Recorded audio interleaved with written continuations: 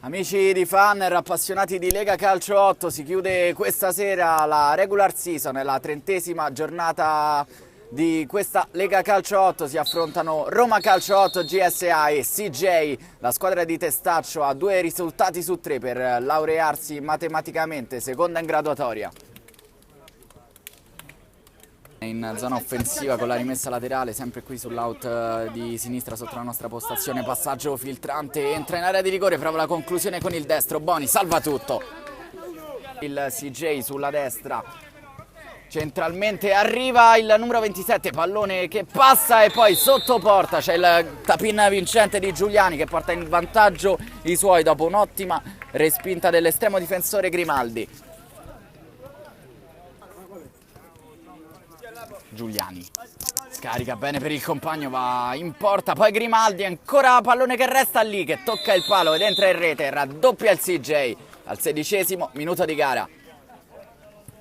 Una volta sola all'inizio della gara, al 4° minuto, dalle parti di Boni.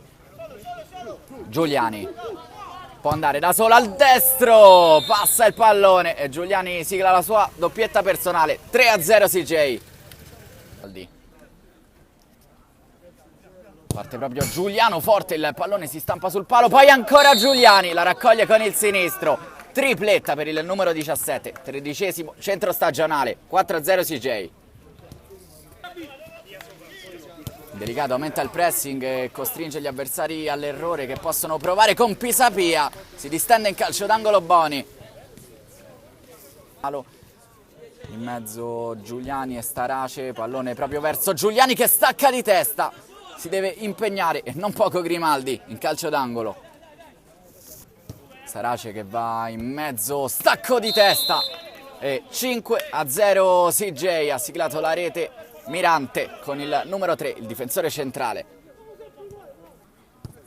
Colizza, Giuliani viene incontro, prova la conclusione da distanza siderale, si deve distendere Grimaldi, serve Mirante.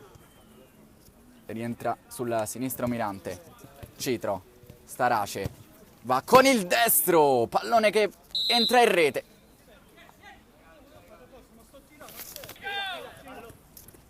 Prova a spingere sulla corsia di destra, conclusione, si distende Boni, secondo il direttore c'è stata una deviazione, sarà corner.